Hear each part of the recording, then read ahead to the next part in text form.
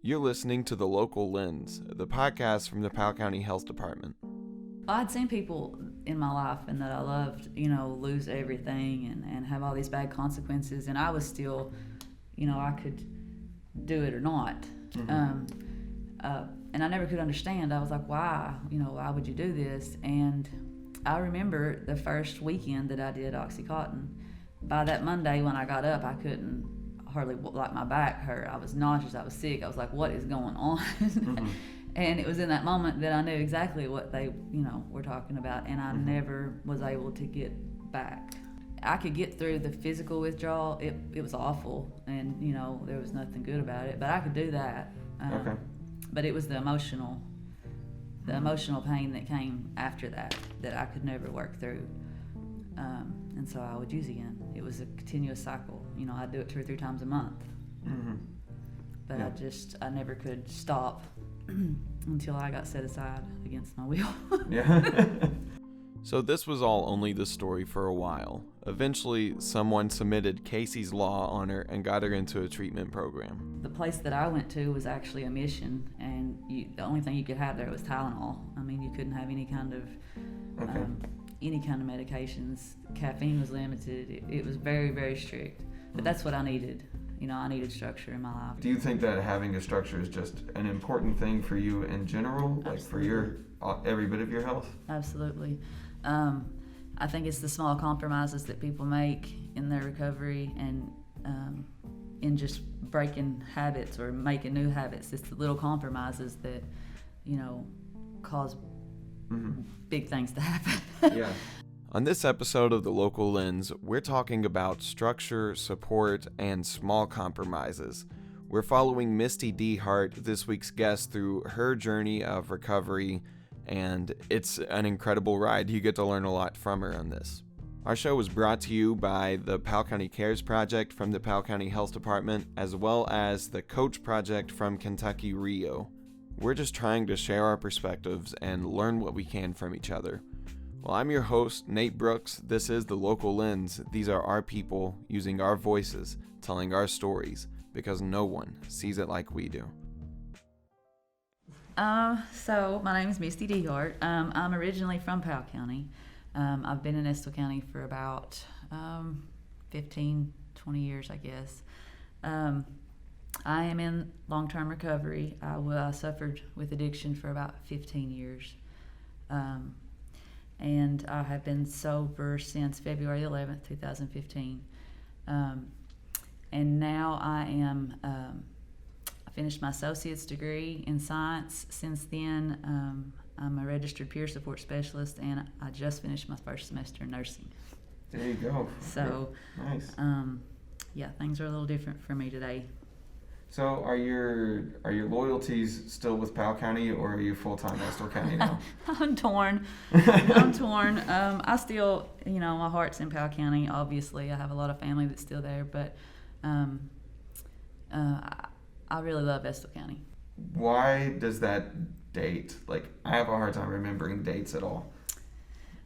So that was the first day of my new life. I was Casey lawed by my mother, and I was sent to a long-term treatment for 8 months in Tennessee. So from that day, the old me started to die and something new was born. So that day sticks in my mind. Mm-hmm. I prefer to celebrate that as my birthday, my actual birthday, but yeah. Was 8 months, did that feel like it was long enough? Yeah, it did. I didn't actually start to even accept any of the help or the healing or anything that came with it for the first 4 months. I was just completely still angry, still numb, still, I wasn't prepared or willing to do anything different for about 4 months. So the last 4 months was really, really beneficial for me. I don't think that if I had not had that, I don't know what my recovery would look like. And what was the turning point? Forgiveness. Okay. Forgiveness of myself and others. Just being able to let go of that shame and bitterness and it was like, and I tell people this and they think I'm crazy, I'm sure, but it was like that day, and I know the day, I know when it happened, but like everything was clearer. Like I could see colors more clear. You know what I'm saying? It was just like everything was different from that day. That's beautiful. That's awesome. Was that the first, when you got into that program, was that the first time that you had tried recovery at all? No, I had been to a couple different treatment facilities that I had left. I had been to psych wards, I had been to jail, I had been to detox facilities, and I know that Casey Law saved me because I wasn't willing or able to save myself. You know, I couldn't sit still long enough. So it definitely wasn't my first time, but it was my last. So to put it briefly, Casey's Law is a way to get your loved one into court-ordered rehab, which would legally require them to go to treatment. So where are you at today then? What are you doing day to day now? So I work at Markham Wallace Hospital in Irvine, and I am a peer support specialist, and that just means that I provide hope and encouragement resources to people who are still suffering with addiction. Okay. And I'm also a project coordinator. I work in the grant department, so I work with a grant that we've actually helped 4 other counties create and operate a QRT, or quick response team, to go out and reach people who have overdosed. What other counties have you done that for? Morgan, Carter, Wolf, and Lee and Owsley. All right, so what is a QRT? So it's a quick response team, and what we do is we receive referrals from EMS or from the emergency department, sometimes the police, from people who have overdosed. And we go out and we visit them, and I can get them, help get them into treatment if they want to get into MAT services, if they want outpatient, inpatient, if they need meetings, if they need help with whatever. That's the idea, is to help break down any barrier that's keeping them from finding treatment. People message me and call me all the time, and there's never a time that I'm like, oh, well, I'm not at work or whatever, I can't talk to you, because I know in my addiction, in that moment when I'm ready to go, if you don't get me somewhere right then, 5 minutes from now, I'm probably not gonna go. Oh my! It's just quick. It's you if you've got to catch them in that moment that they're ready. In my mind, a lot of times people aren't really prepared or ready after they overdose to change, but we can plant a seed. We can offer them resources. A lot of times when we go out, people are just like, I can't believe people care enough, to come out and check on us. So just to plant that seed and let them know that, there are people that support them. Yeah. So for you as a peer support specialist, do people latch on to you, especially when you're like interacting with people and trying to help? Oh yeah. In my addiction, if you could read all the textbooks and get all the education you wanted, but if you've never lived through it, you had no idea, what I was talking about or what I was going through, and it would make me mad if you said you did, because you didn't. And I think that that's the value of the peer, and I'm glad that people have recognized that and started implementing them in treatment and recovery, because it does give people hope. Yeah. So what all do you do at the hospital now? Like, what does a normal day look like for you? So if anybody is admitted to the floor and they suffer with, alcoholism or substance use, I go up and provide resources to them. I talk to them, I share some of my experience. The same thing in the emergency department. If someone comes in, struggling, help them find treatment, whatever form that may be. And then if a person has experienced an overdose, then I go to their house within 48 hours and, just offer encouragement, I'm glad to hear you mention the alcoholism, because that's one thing that I've heard a lot in response. Like we've recorded these episodes, like it's been broadcasting for 4 months now, and people are always reaching out like this is the same thing as alcoholism, but we've been focused on overdoses and opiates and whatnot, and but alcoholism there are a lot of connections between those two. It's still an addiction. Right. Absolutely. Yeah. It's just, I don't know what the word I'm looking for is, a better received addiction, I guess, a more normal addiction. Yeah, that makes sense. You can buy it at stores, and they sell advertisements for it. So like it's kind of strange how it's normalized. You can do that. You can't do drugs. Yeah. And this is a topic that came up in our 4th episode with Dr. Cassis from Stanton Family Clinic, where he was relating opiate addiction and the treatment side of it to nicotine addiction treatment, which is just smoking. So if you're interested, you can go back and listen to that episode through the link in the bio. But for now, just keep in mind that socially and medically, we've been hesitant to treat opiate addiction the same way as these other ones. But now, at least in the medical world, that tide is somewhat turning. And you at Mercy Health, working for a hospital, what do you feel like there's a lot of support coming from the hospital? Yeah, I do. I mean, the hospital absolutely wants to help people to find their pathway to recovery, and they support the community, and I get a lot of encouragement from them. Mm-hmm. Do people treat you differently because they know that you've been in addiction, or? I don't. You mean professionally, in professional, or just in general? In general, but also professionally or personally, whichever way you want to take that.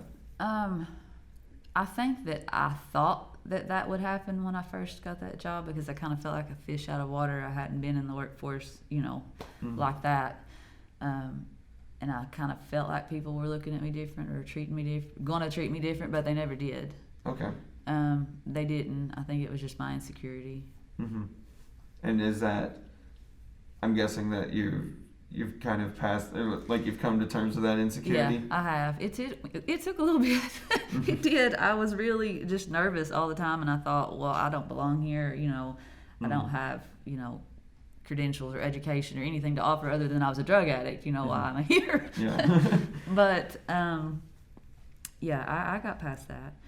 And I think moving on with my life and realizing that I am more than just somebody in recovery. I was able to go on and finish school and go into nursing, and so I think that kind of helped me, my identity crisis, Yeah, that makes sense.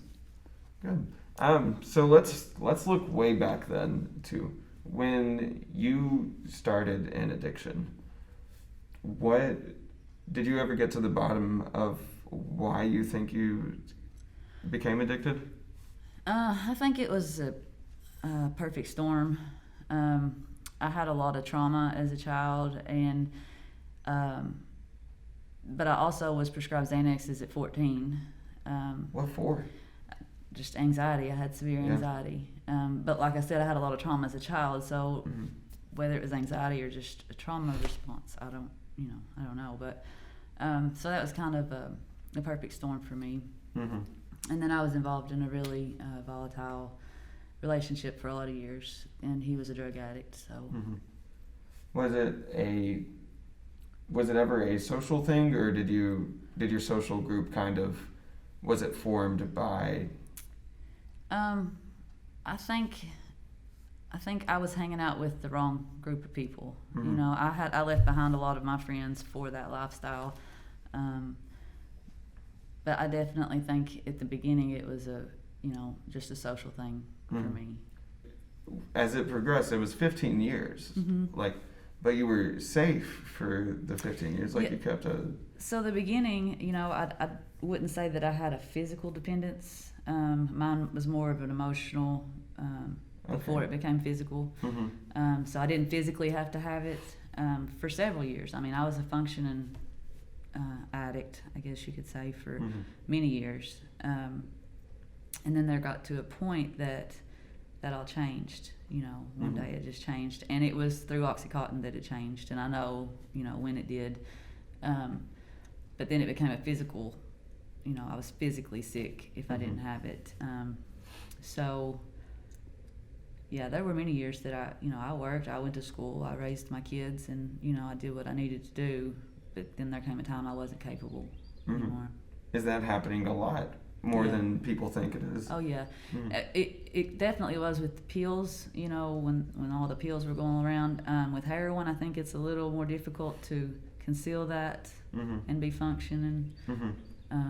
But I mean, I know people do, but I just don't think it's happens as much. So you were functioning while still working, still going through life, and the turning point was OxyContin. Why was that a turning point? Well, I'd seen people in my life and that I loved, you know, lose everything and have all these bad consequences, and I was still, you know, I could do it or not. And I never could understand. I was like, why? You know, why would you do this? And I remember the first weekend that I did OxyContin. By that Monday when I got up, I couldn't hardly, like my back hurt. I was nauseous. I was sick. I was like, what is going on? And it was in that moment that I knew exactly what they, you know, were talking about. And I never was able to get back. Yeah. And what eventually broke that? Being Casey Lawed. Yeah. Being sent away. I would stop for a little while, and I could get through the physical withdrawal. It was awful, and you know there was nothing good about it, but I could do that. But it was the emotional pain that came after that I could never work through, and so I would use again. It was a continuous cycle. You know, I'd do it 2 or 3 times a month, but I never could stop until I got set aside against my will. So looking at Misty now, she is killing it. So let's learn from that, because it seems like her recovery process has gone well. And 3 big things came up to me on this, and that's structure, support, and small compromises. And I was able to relate to all this. But let's get into her specific path. Did they pair it with any other medical assisted treatment for you, or was it just... No. I had tried medical assisted treatment before. I had been to a Suboxone clinic. I had done those things. The place that I went to was actually a mission, and the only thing you could have there was Tylenol. I mean, you couldn't have any kind of medications. Caffeine was limited. It was very, very strict. But that's what I needed. You know, I needed structure in my life, and so no, mine didn't offer anything like that. But once you got that structure, do you think that kind of shifted the social part of it for you, and like the emotional part gave you a different way to kind of channel that? Yeah, definitely. There were people, you know, everybody that was where I was had been through the program that I'd been through. So the whole peer concept, you know, there was nobody there that had not been through the program. Okay. So my mentors and the people that talked to me and people that helped me work through my stuff, they had all been where I had been. And so the whole idea of, well, if they can do this, then, you know, I can do this. It changed a lot. If we're going to start to understand Misty's story, we need to see where she's coming from. So let's take a step back and look at some Estill County and Irvine statistics. So Estill County was ranked number 1 for overdose deaths per capita in Kentucky in 2017 and 19. In 2019, they had 9 fatal overdoses that made us number 1 per capita. And to date, this year, we've had 4 with 1 pending toxicology. And just to date that, it's May of 2021. We're just starting May of 2021, so that's on track to be meet, more than, if not exceed. Yeah. So why is that here? I don't know. In 2020, you know, we reduced that number, but I think COVID has definitely played a part in that number rising again. I know that it's had a lot of effect on everybody's mental health, and addicts, you know, people who struggle with addiction. I think it's really played a part. So one thing that you mentioned with your personal side of it was that the structure helped you at least break the cycle. What could you say to people who, like, with mental health in general, how, like, do you think that having a structure is just an important thing for you in general, like for your every bit of your health? Absolutely. I think it's the small compromises that people make in their recovery, and in just breaking habits or making new habits. It's the little compromises that, cause big things to happen. Yeah.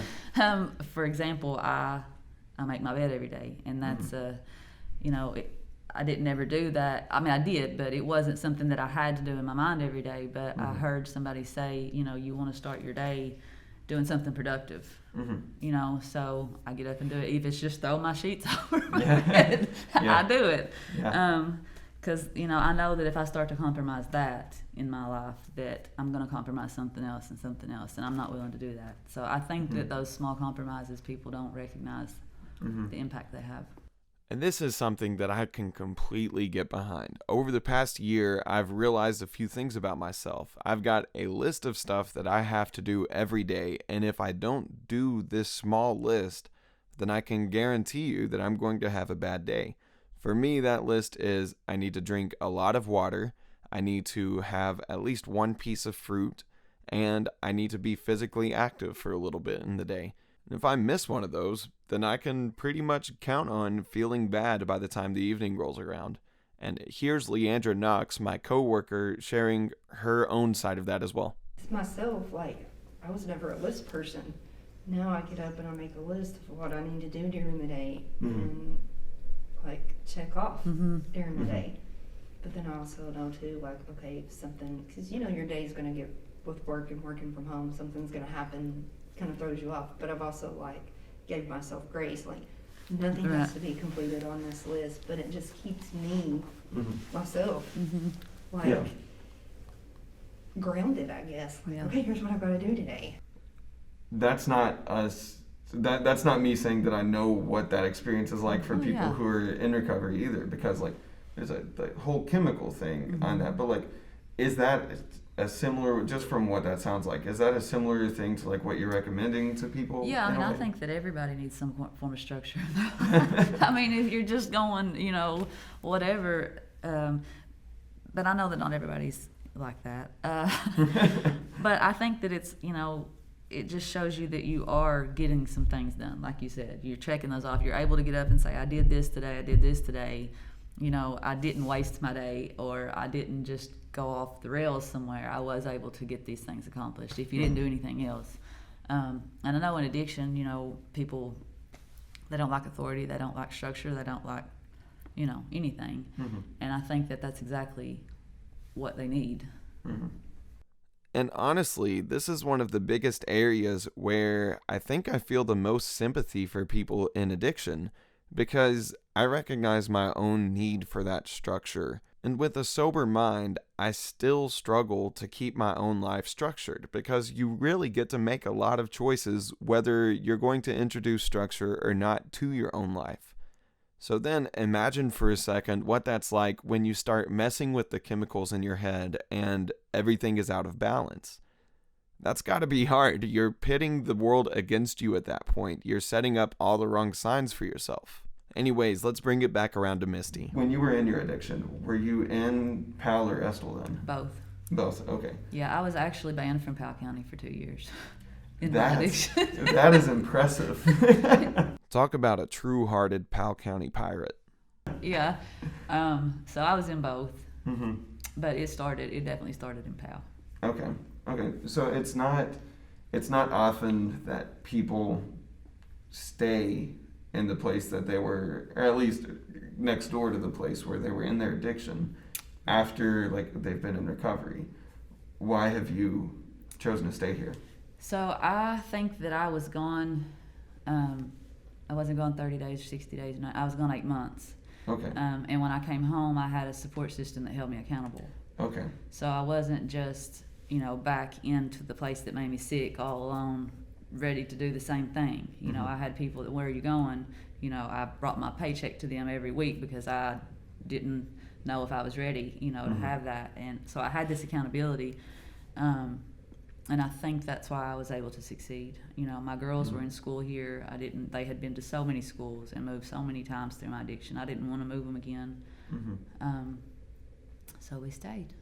So what was that support system? Was it family or? It was family. It was my church. I I prayed a lot, you know, when I was gone, and it was like, God, if you take this from me, if you heal, I will never fail, you know, to give you glory. So, and I do. It's Him completely that sustains me. So I have good support through my church, and if you know, that's one of my small compromises. If I start compromising my time with Him, or you know, my relationship, then you know, everything else is just going to fall.